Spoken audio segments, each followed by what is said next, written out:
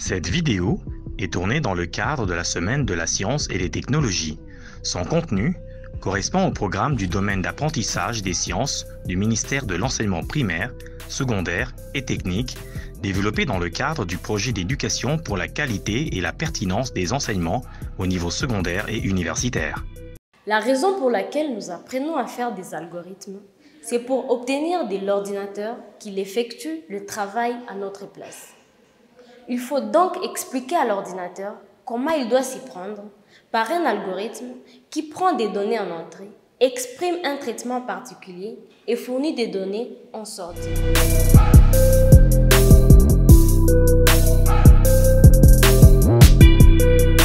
Pour rappel, un algorithme est une suite d'instructions ordonnées qui a pour but de trouver un résultat à partir des données connues. Le but étant de résoudre un problème. Nous allons maintenant voir la structure d'un algorithme. Un algorithme est constitué de trois parties principales. L'entête, qui est la première partie, sert à donner un nom à un algorithme qui permet tout simplement d'identifier un algorithme parmi d'autres. Elle est précédée par le mot-clé « algorithme ». En général, il faut donner des noms parlants à nos algorithmes.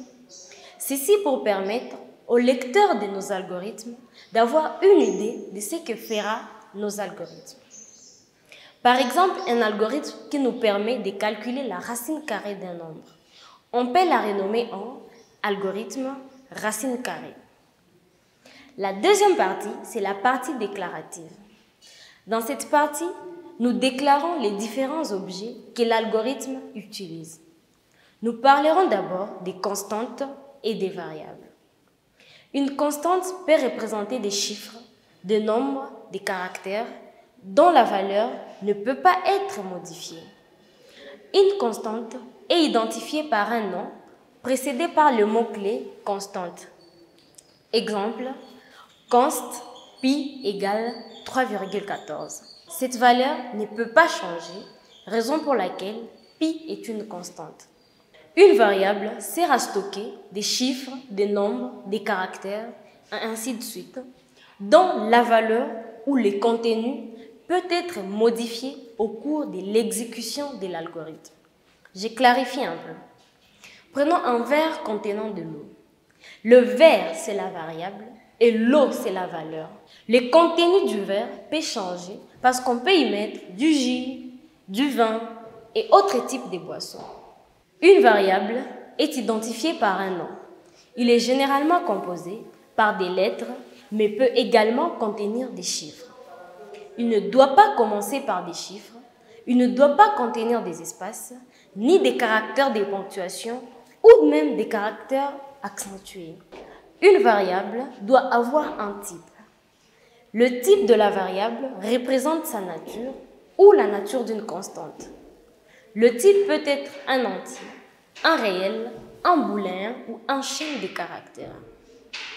Par exemple, var âge en réel, var sexe en chaîne, var nombre enfant en entier. La troisième partie, c'est le corps de l'algorithme. Cette partie contient les instructions à exécuter par notre algorithme.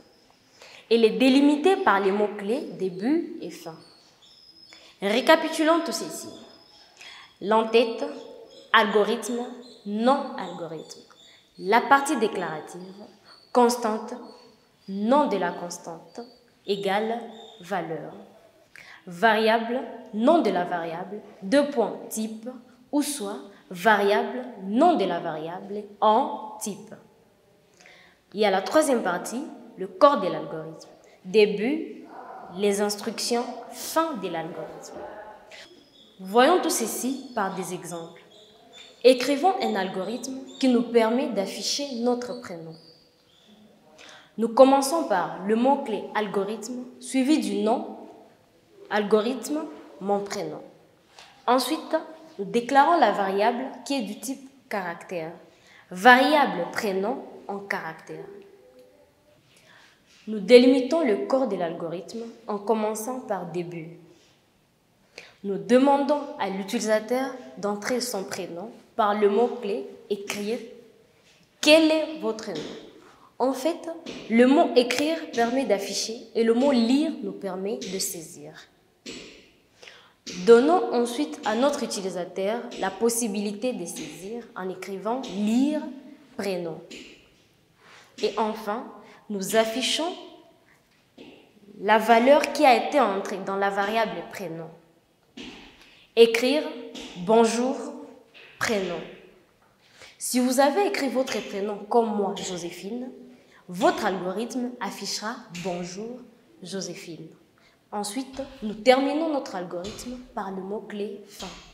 Visualisons un peu ces deuxième exemple dans lesquels il nous a été demandé d'écrire un algorithme qui demande un nombre à l'utilisateur, puis calcule et affiche le carré de ces nombres. Nous avons commencé par le nom de l'algorithme. Nous avons ensuite déclaré la variable nombre qui est un entier.